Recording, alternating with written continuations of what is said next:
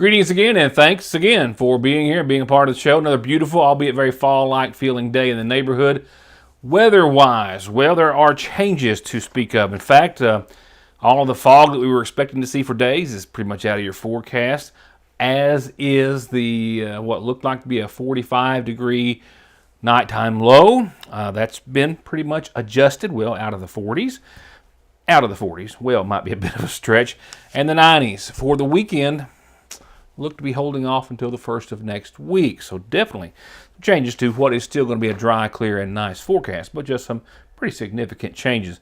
Did you catch the super blue moon last night? I did. Just a quick look. It was big and bright and pretty, and a host of other news and information to cover tonight. I did attend last night's Sayersville City Council meeting. I will have coverage of that starting on tomorrow night's program, as they were, of course, conducting regular monthly business, but also in hopes of having some, at least a few of the gas station owners or operators, after an invitation to join them, try to sort through Montgomery County's customary high fuel prices. We'll have coverage of that meeting on tomorrow, and I'm actually out the door just as soon as I can get out of here to catch across the way the Montgomery County Fiscal Court meeting for tonight. And I'll have a report on that this week, and I can already give you a glimpse and ahead as to one portion of that meeting, and I'm sad to say it's not a good one, nor one that the county right now, just for the judge executive, he is yet to run it by his fiscal court, which he is doing almost at this moment. But it looks as though that garbage rates will be on the increase in Montgomery County, and local government has no way of getting around it. The judge received notice today from the Rumpke Company of their intent to increase rates, they say, because this account, that being Montgomery County, is simply not profitable. And if they cannot make it profitable by adjusting the rates, they're just simply going to leave. And I think that is the ultimatum that they were left with. And the last time that they bid out the garbage collection service, there were no other bidders except for Rumpke, which kind of puts the county at a disadvantage, as have been other counties in eastern Kentucky facing similar situations. So I don't have any exact numbers for you. However, I can tell you that our senior citizens bills, which of course have the lowest rates, would see the largest increase in order to get them on kill, says the company, with other rates and collection rates in other parts of the county and the state. I'll break down the numbers for you, as will Judge Wireman on tomorrow night's program, just giving you a heads up. It looks as though we are in for a rate increase for our garbage collection, and there is little and more than likely nothing that the local county government can do about it. Again, more on the fiscal court and city council meetings tomorrow. When I come back, I think I piqued most everyone's interest last night with moving. Not just moving as a local family, one of many, affected by the road expansion project of the Mountain Parkway from Sayersville to Prestonsburg, are losing their homes and being forced to move, find other places to live and work and the like, with some businesses being affected as well. One family has taken another route and literally taken their home with them. It was truly a sight to see today. We'll get to that next. For whatever reason, if your working days are over, don't do anything before you meet Grover. Social Security, disability, SSI, work injuries, wear and tear, and hearing loss. 888-9-GROVER. Summer is wrapping up, and that means back to school, football games, fall, and all the wonderful things that go with it. And the seasonal shop has got a large selection of McGoffin and UK merchandise ready to go. Beautiful jewelry and accessories to complement all of your outfits. And for the teachers, a full line of spa and pampering products that are perfect to help relieve a little stress after some long days. Fragrance lines to help maybe any classroom or dorm room feel more like home. And as always, a beautiful selection of home decor. If you haven't been in lately, very lately, stop in and get a preview of some of their fall and Christmas colors and styles. And remember, local delivery and layaway at the seasonal shop. Whether you've got a new ride and you want it to stand out in the crowd, or you want your current ride to look and feel like a new one, no one does lifts, wheels, and tires better than Conley's. Stop in now for spring tire specials, free quotes, and 0% financing, or log on to conleytire.net. Atrial fibrillation is one of the more common rhythms we see. AFib is an arrhythmia of the heart where the top part of the heart is beating erratically and out of sync with the bottom part of the heart. The electrophysiology service is made up of a team of healthcare providers, and that includes an electrophysiology lab where we're able to do procedures to help repair heart rhythm problems. When a patient becomes heart rhythm free, it can really restore their life. ARH, more for Appalachia. The Big Sandy Healthcare System family is excited to welcome and introduce to you their newest team member, Dr. Emily McCormick, DMD. From right here in Eastern Kentucky, Dr. McCormick joins Hope Family Dental and is excited to see and serve patients in Magoffin County. Call 349-5126 to schedule an appointment. I want to make an announcement real quickly. Hold on to your tickets. I'll have more in a few moments. Just to announce it as much as possible, those Community Day tickets, the ones we saw drawn, or the one we saw yesterday drawn for the car, well, that ticket has not been turned in as of yet, which means everyone else needs to hold on to their tickets for the time being. I'll explain in just a few moments. Right now, I would imagine any other type of a relocation or expansion project like we're seeing, which forces relocation and things of that nature, a project of that nature, there are casualties, as we have seen, talking about the moving of roads and the like and eminent domain.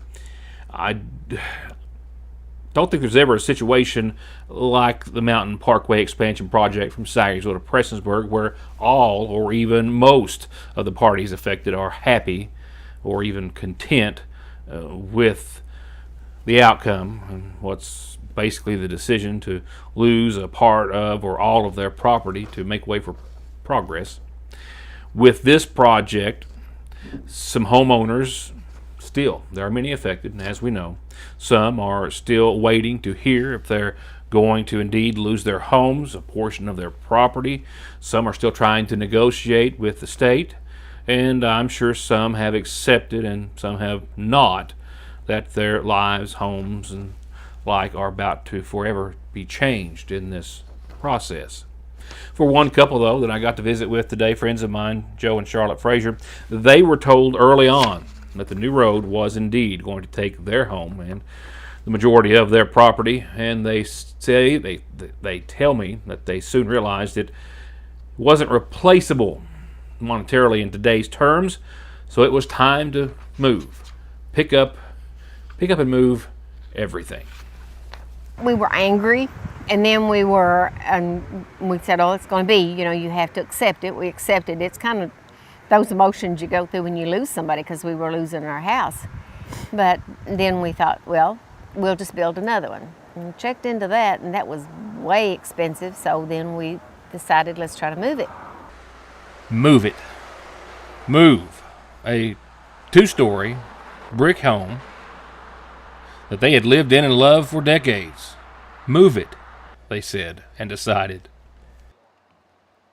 It's possible. It happens quite often, I'm sure, all over the country and world, and it's been going on for decades. Perhaps not to the extent of today's moving process with the equipment that companies like Wolf House and Building Movers have at their disposal, as they have taken a mere few days to literally pick up this home from its foundation, prepare it for transport, and then move it about a quarter of a mile down 114 to its new home. While that might sound easy enough, there was most certainly a lot of preparation to go through before any of this could happen, and that also, as you can well imagine, includes a lot of red tape. It's a process. Like I was telling you, it's a process. We had to get letters from Kentucky Power, from Foothills, from the Sheriff's Office. We had to send those to Wolf before they would even consider us. They had to know that everybody was going to be on board.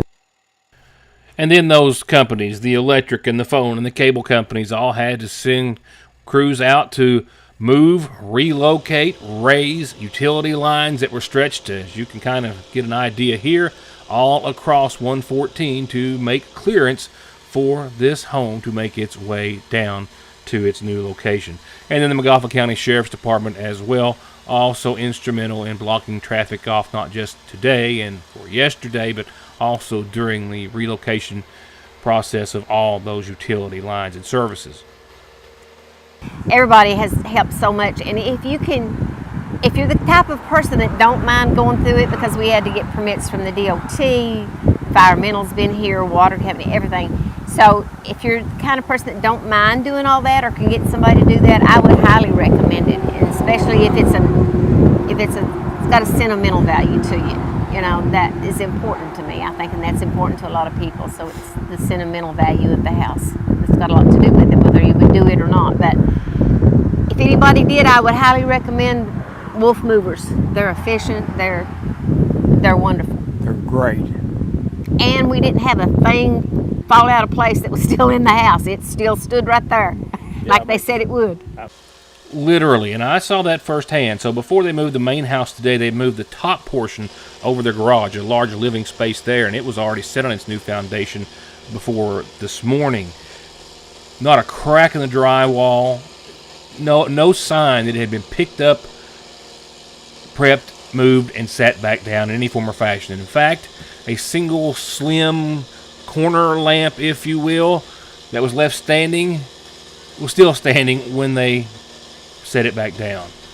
And this brick home, we surveyed it immensely. Couldn't find a single crack anywhere, and it's just hard for me to imagine that this process by anyone can take place, especially with a brick or stone structure, and not have any cracks or issues or any signs of what has just taken place. It has been the most interesting experience ever was. I really have to say, it's been interesting to see how they do everything. Sometimes when they were cutting into it and tearing it down, it was a little stressful, but mainly it was just interesting to watch the process. It really was. And a process it has been. But to be honest, these guys made it look easy. There was 4 men. I think the oldest was 35. The rest looked to be much, much younger than that. Very confident in their work and what they were doing, and in no way, shape, or form ever appear to be rattled or unknowing in what their next step was. And they, throughout the last few days, just took them a few days to prep the house, get it up on its platform to move. As far as moving it down 114, that process, a quarter of a mile or so, only took about 14 minutes for the home to be walked via remote control, attached wirelessly, of course, to the command center that controls each of the 4 groups of tires, the pedestals underneath, and get it back off of 114 and onto its new site. From there, a slow walk up to a pre-poured basement/foundation that awaits. And from there, as we all sat in amazement and wonderment as to how it was going to happen, we would learn a lot of cribbing and a few more beams to add, and it was simply a process of having 2 set beams over top of the basement foundation, matching up or aligning with 2 that they would place temporarily under the structure that they had just moved, lining them up, shoring them all up, and then literally just rolling the house on a set of rollers from the beams that were pushed under it after it arrived to those which were already in place over the foundation. And for a lot of folks, I would imagine, getting to keep, save something you built and loved and invested in for so long means something a little different. You know, it's not always an option in cases like these, but for the Frasers, moving literally worked out. I guess so. The fact that we preserved it, we were able to preserve it. Joe is the one that really loved the house. Me, I'm a little more like, it's just a thing. You know, it's just an object, and I'm fine as long as I've got him and Joel and Jason. I'm happy. But with him, it was harder because all this property is Fraser property. It's been in the family for generations, and so it was harder for him to lose it. I think the property, the house, everything. So, but we also, you know, we built it, and that had a lot to do with it. Yep, we laid a lot of the tile ourselves. Me and Joe, we you know, Done all the interior. all of it ourselves. So that makes a difference, I think, too. Work that we certainly hope they enjoy, because there's still a lot ahead. They're going to have to, of course, reconnect all the electrical and the plumbing and the HVAC and the like. So still months ahead, but months, years, and certainly a lot of money saved. And memories. Can't forget the memories.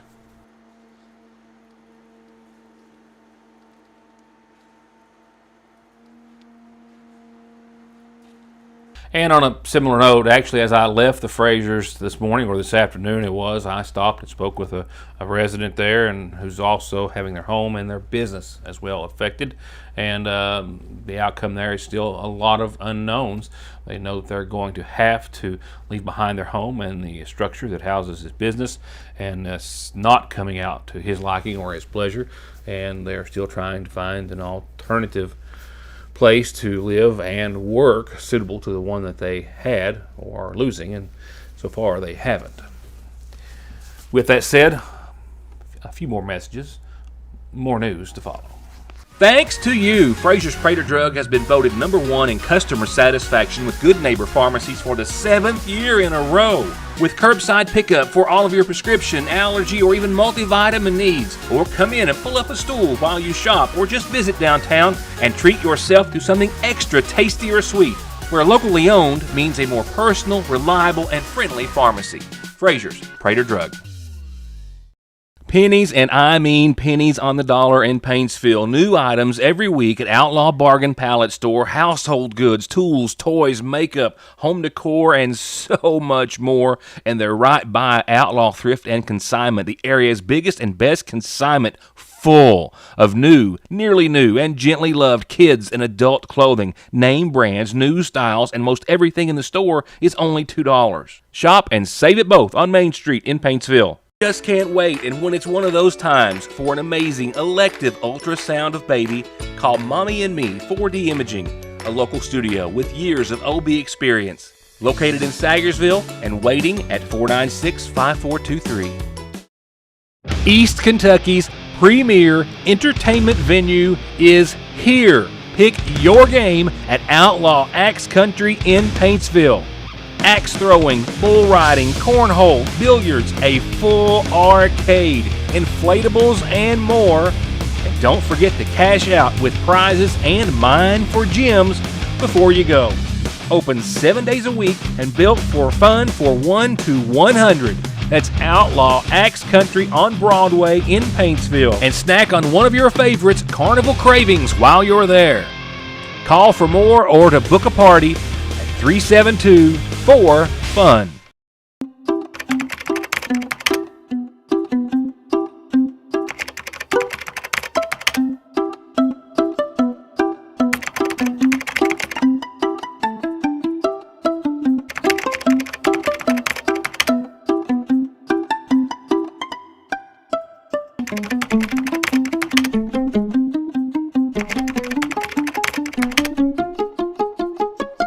Well, it was brief a couple of nights ago. That hardly ever happens. Tonight it's not. Here's tonight's McGoffin Farm Bureau calendar.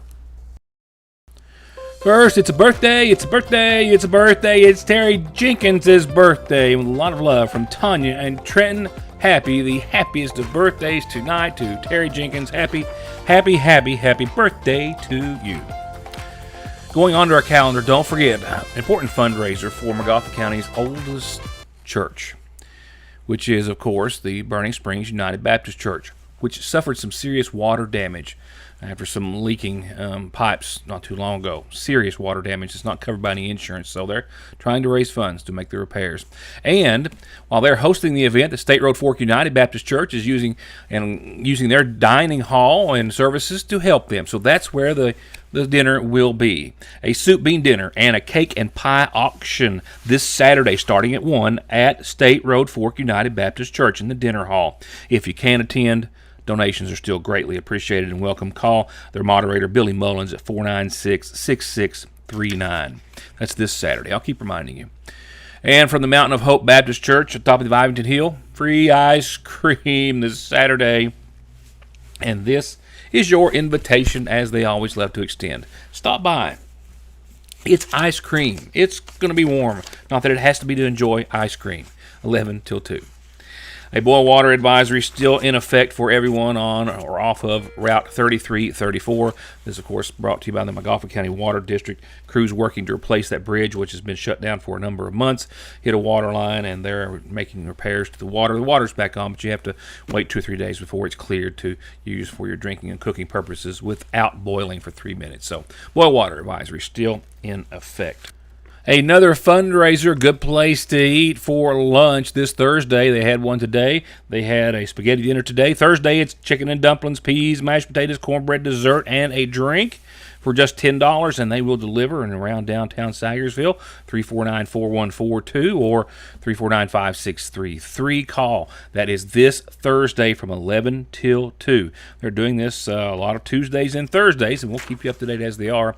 Also, our Water into Wine Food Pantry has last commodity day of the month tomorrow. This is their regular commodity day. Summer pantry hours apply 8 till 10. And send those announcements to me any way you can. Been a tradition here for over 25 years. Free, doesn't cost anything, and absolutely the best way to let everyone know what you've got planned or whose birthday or anniversary it might be. From there, nightly obituary listings brought to you by our friends at the McGoffin County Funeral Home. A reminder, services begin Thursday morning at 10 for Rondo Mullins. Graveside services with military rites. Actually, this Thursday at 10 at the Salisbury National Cemetery to honor his life and service with no formal visitation. He survived by his wife, Bonnie Jean Archer Mullins, sons Jeff and Chad, daughter Crystal Sharp, 3 grandkids and 3 great-grandkids. In lieu of flowers, memorials may be directed to the Gary Sinise Foundation. Sad to announce that Patsy Pat Tackett Gullett, 87, of Upper Mash Fork Road, passed away on Monday. The daughter of Grimsey and Gladys Hunley Tackett, her husband Hass, of course, who just passed away just days ago. She is survived by her daughter, Sherry Jean Collins, her sons, Larry Dean, Gary Lynn Jaws Gullett, Ronald Gullett, and Tommy Dwayne. Also 13 grandchildren, 14 great-grandkids, and 2 great-great-grandchildren. Funeral services for Pat are going to be held Thursday morning at 11 from the Sagersville Funeral Home. Visitation tomorrow evening after 6. And a reminder that 84-year-old Patricia Short DeLong of Henderson, Kentucky, formerly of Van Leer, passed away on Friday.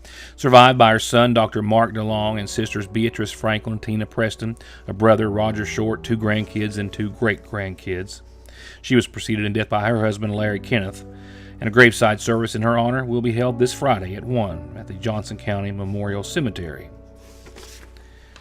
And this evening, services for 43-year-old Josh Pruitt of River will be held this Thursday starting at 1 at the Hager Hill Free Will Baptist Church. Josh is survived by his wife, Meredith Powers Pruitt, parents Larry and Bessie Pruitt, and 2 sons, a brother, 3 nephews, 2 nieces, and 1 great-nephew. Again, services start Thursday at 1 from the Hager Hill Free Will Baptist Church.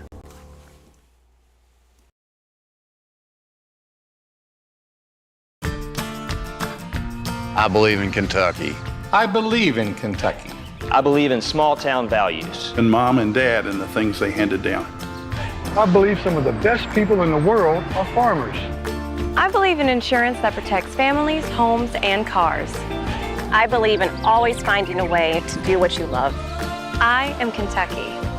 I am Kentucky. I am Kentucky. Get your tickets today for the Highway Labor Day Fest in Paintsville, Saturday, August 31st. Come see John R. Miller. Nobody has to know you're mine. Then Mason Ramsey takes the stage. If you need a lift, I'll go the extra mile. American Idol runner-up Will Mosley. And then welcome home Loretta Lynn's granddaughter and American Idol Top 5, Emmy Russell. I was born a coal miner's daughter. Sunday, September the 1st, the stage will be packed with great artists, leading up to co-headliners Shenandoah to the church on the Cumberland Road and the incredible Kentucky Headhunters. Let's all go down Get your weekend pass now at AlleyFestKY.com. Sponsored by Paintsville Tourism, AlleyFest, Pelfrey Marketing Group, Jerry Pelfrey Fireworks, the Highway Artist Management Group, the Highway Cafe, the Alley on Main, and CMH 23. On out to my baby and me. Dies in the U.S. every 7 minutes from an overdose, and over half of the population gets or takes pills from a friend or relative.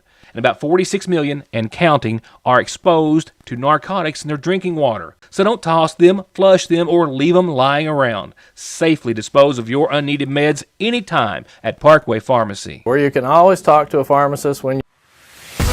Get ready for an experience like no other. Artrageous is coming to the Mountain Arts Center on Thursday, September 26, 2024. Artrageous isn't just a show, it's a celebration of art, music, and creativity. Born from the ashes of a burnt theater, this troupe of misfit artists, singers, dancers, and musicians has taken the world by storm.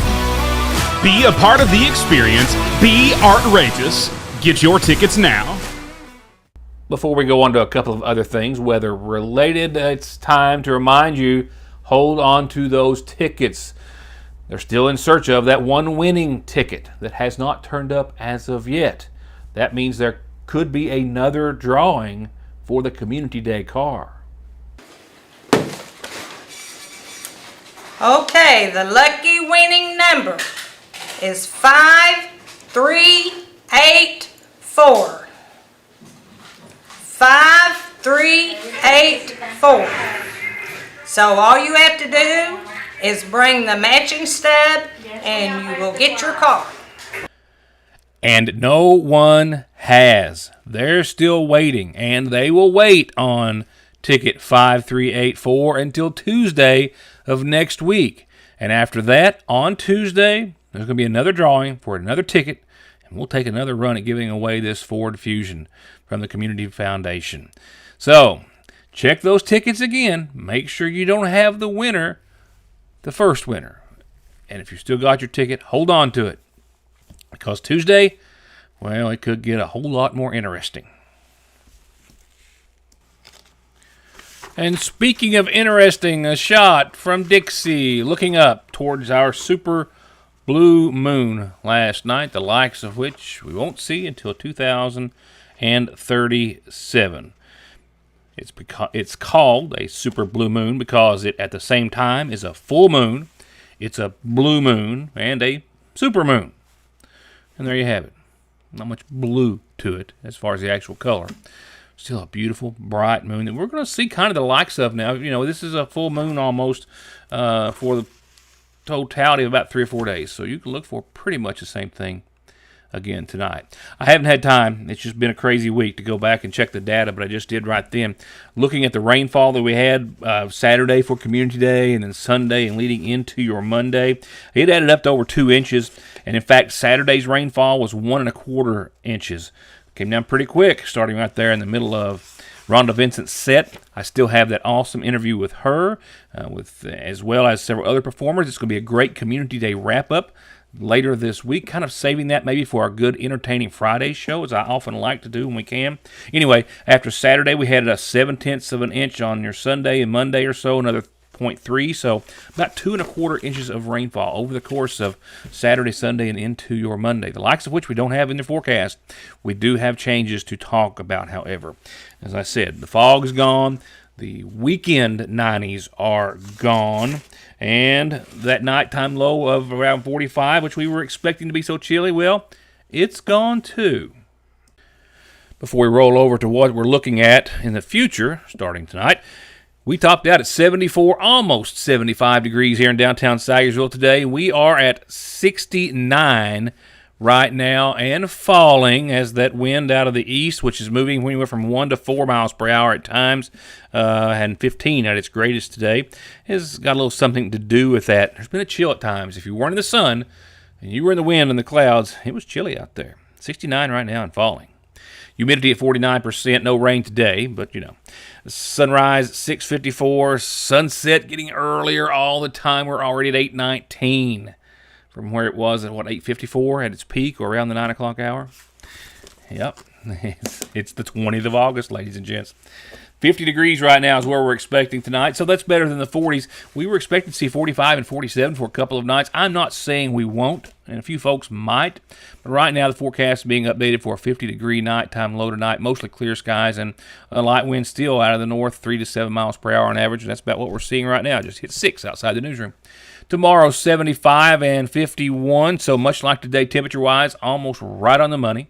Sunny, mostly clear. We still have the trend of sunny and mostly clear skies. No rain, no fog to speak of now. A lot of dry air looking at us.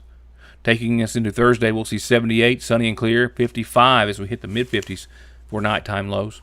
Friday, we are back to the 80s. I love the 80s. 84 and 60 for your high, your low, sunny and clear. A really nice wrap up to what's been a very, certainly subpar week temperature-wise. But we're going to pull out of the 70s by Friday and close to 85 for your Friday, by Thursday and Friday. And that rolls us into a weekend where this time last night we thought we'd be sitting firmly in the 90s. So the 90s are around the corner. They're just not looking like they're going to roll into town for the weekend. 86 Saturday, sunny, a few clouds at night, calling it partly cloudy. Nighttime lows move well out of the 50s and hit the mid-60s and stay there. And a warming trend, as you'll notice. Still dry, mostly sunny to sunny, and clear skies, though. Latter half of your weekend, upper 80s, mostly sunny, mostly clear that night, a low of 66. Beautiful weekend in store. And then the 90s roll into town. Monday and Tuesday of next week, and we had temperatures last night, 24 hours ago, that were giving us 93, 94 degrees consecutively. Right now, lonely limb I'm going out on is as far as Tuesday, and that's just barely hitting the 90-degree mark, but it looks as though we will on those 2 days, and nighttime lows will hover around the mid to upper 60s with still sunny and mostly clear skies and mostly beautiful conditions in eastern Kentucky and the viewing area.